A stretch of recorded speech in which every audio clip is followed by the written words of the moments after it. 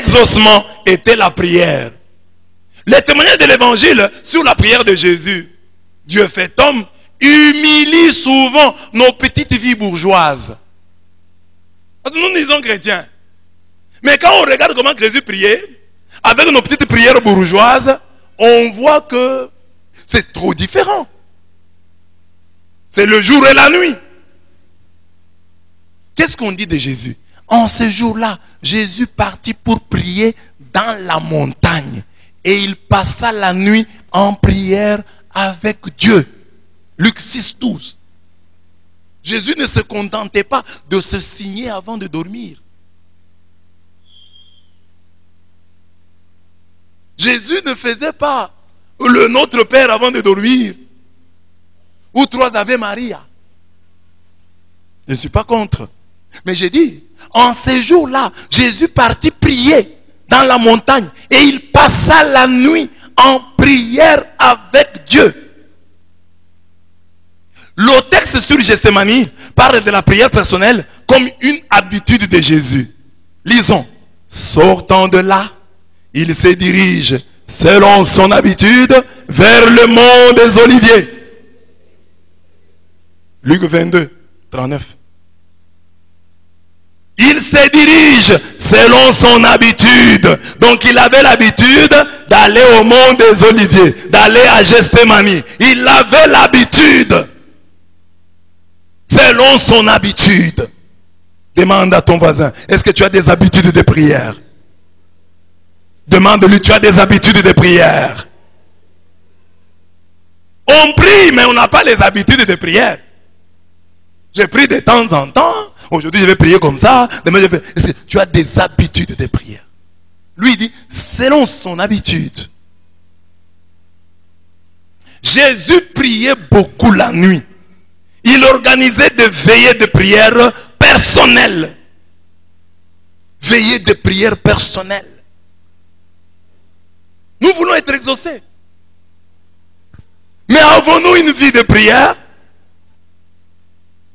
On comprend pourquoi le jour, une parole et un geste de lui suffisaient pour faire des merveilles. Mais quelqu'un qui a passé toute la nuit à prier, le jour, quand il se réveille, il fait des miracles. Notez que celui qui priait ainsi, c'est celui que la Bible appelle l'héritier de toutes choses, l'irradiation de la gloire de Dieu, l'expression de son être le plus profond. Hébreux 1, 1 à 3. Jésus est l'héritier de toutes choses. Il prie. Jésus est l'irradiation de la gloire de Dieu. Il prie. Jésus est l'expression de son être le plus profond. Malgré cela, il prie encore. Toi, tu es qui pour ne pas prier? Petit bourgeois, petite bourgeoise. Qui es-tu pour ne pas prier? Jésus organisait des veillées de prière personnelles. Il allait à la montagne. Où il pouvait rencontrer des serpents. Où il pouvait rencontrer des bêtes féroces. Mais il y allait. À Gethsémani, Jésus prie beaucoup. Mais il prie intensément jusqu'à l'hématidrose. À l'hématidrose. Appelé aussi sueur de sang. Hématidrose.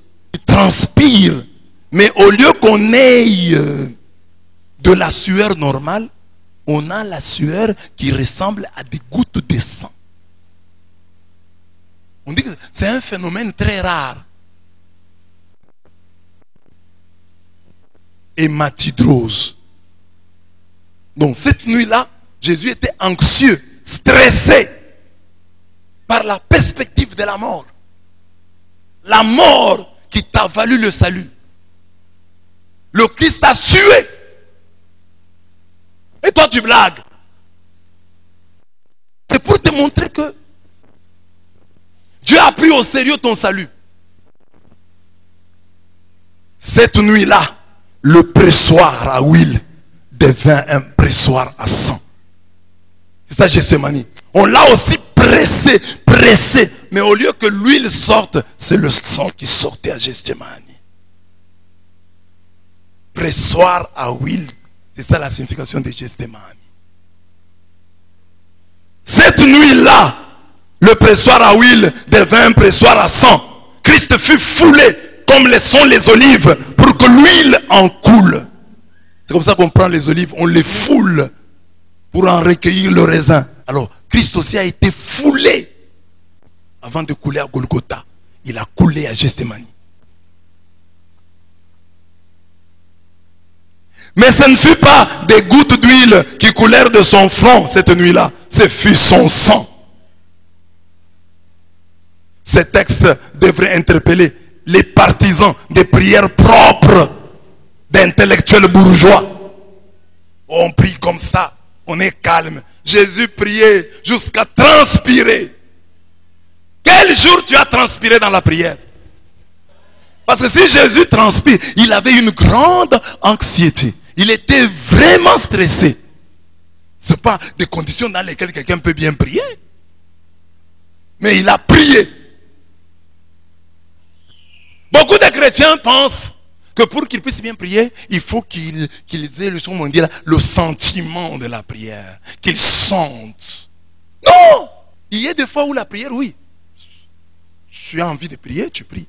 Mais il y a des fois, et ça c'est plus souvent, le plus souvent, la prière est une victoire sur son cœur et sur son corps. Je veux prier, mon corps me dit, assieds-toi. Pourquoi? Je mets ma genou. Je veux prier, le corps dit, je suis fatigué. Tu n'es pas fatigué, tu dois te mettre à genoux, tu vas prier. Je veux prier, le corps dit, bon, tu es fatigué, prie seulement mentalement. Pas question. Je me lève et je parle. Parce que quand le cœur commence à te dire, prie intérieurement, le corps sait que quand tu vas commencer à prier intérieurement, tu vas dormir. Amen. Qui a déjà fait le chapelet avec prière intérieure? Chapelet silencieux dans le cœur. Qui a déjà fait? Ça s'est soldé par quel score?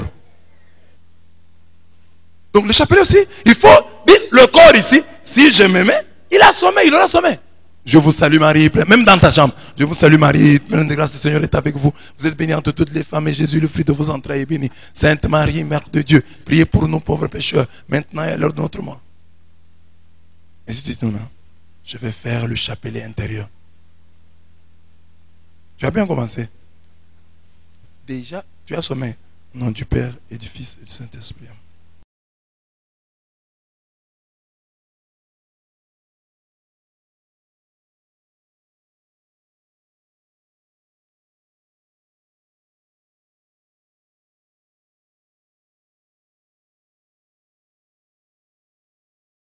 Tu as fait ça. Tu es parti. Et tu commences à rêver autre chose qui n'a même pas de rapport avec la prière. Parce qu'il fallait même rêver, hein. Tu es en train de prier. Maintenant tu commences à rêver autre chose.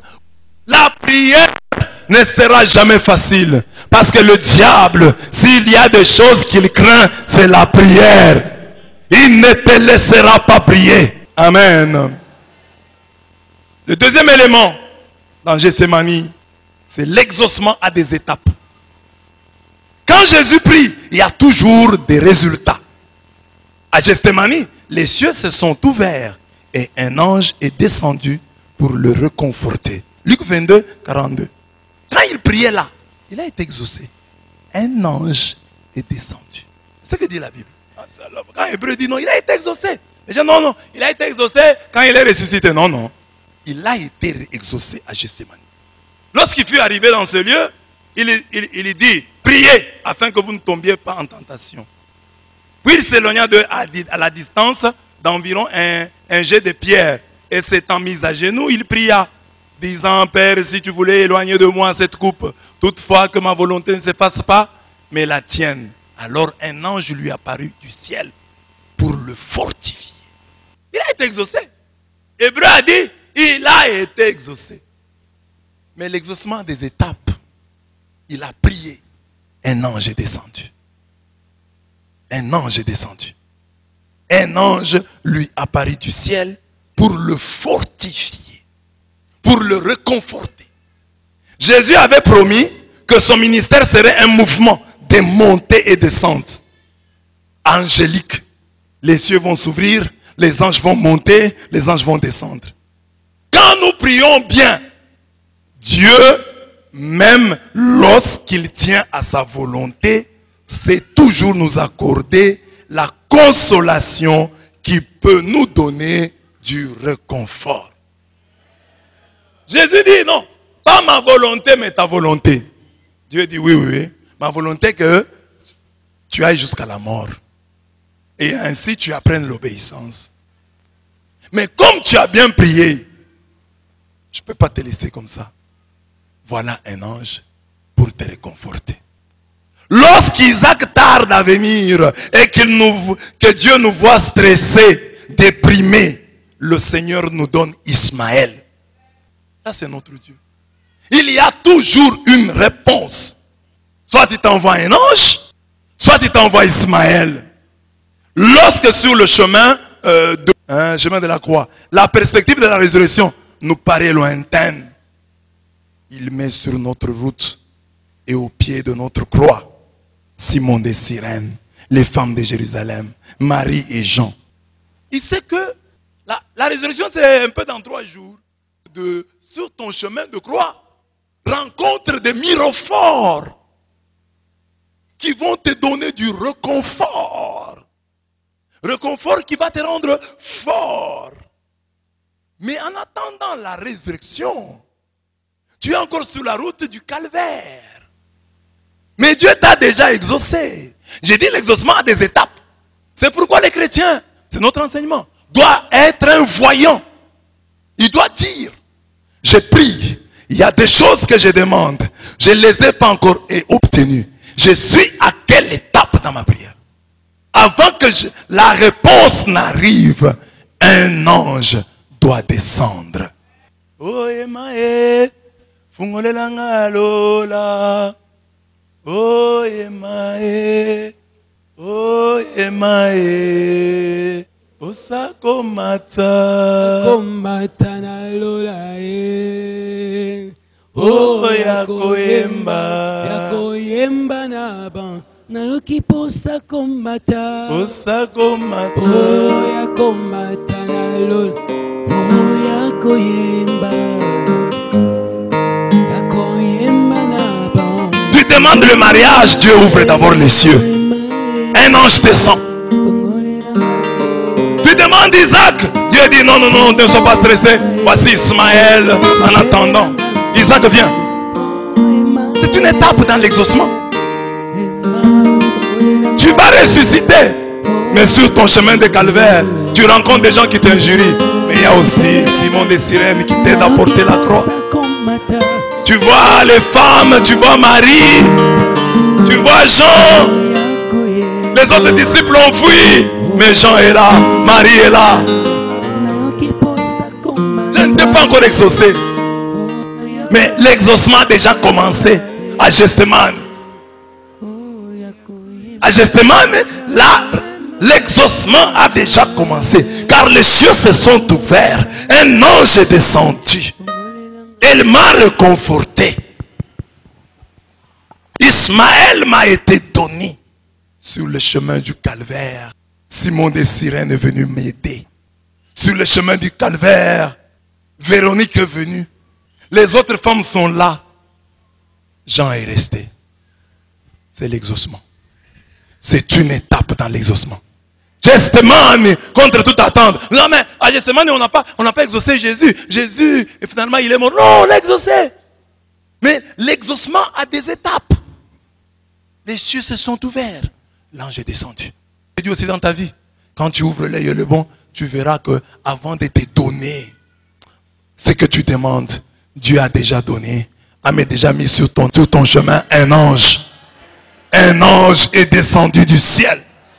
Tu peux avoir un frère, tu peux avoir une soeur, tu peux avoir un ami, tu peux avoir je ne sais pas qui, une relation qui t'aide.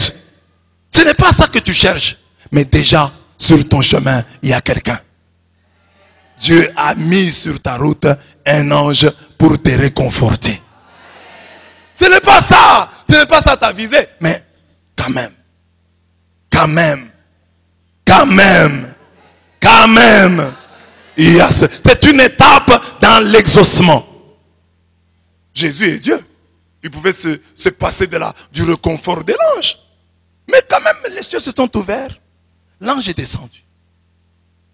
Est-ce que tu vois l'ange qui est déjà dans ta vie? Est-ce que tu peux aussi voir l'ange qui est dans ta vie? Avant l'exaucement. Ça peut être ton mari, ça peut être ta femme, ça peut être tes enfants, ça peut être tes parents. Avant d'atteindre, reconnais d'abord. Parce que dans l'évangile, c'est je l'ai glorifié et je le glorifierai. Est-ce que tu as déjà reconnu la gloire qui est là? Est-ce que tu as les yeux? Parce que l'objectif de cet enseignement, c'est voir la gloire cachée derrière la croix. C'est pour que vous ayez un regard de prophète. Oracle de l'homme qui se prosterne et dont les yeux s'ouvrent. Quand tu te mets à genoux, quand tu pries, tes yeux doivent s'ouvrir.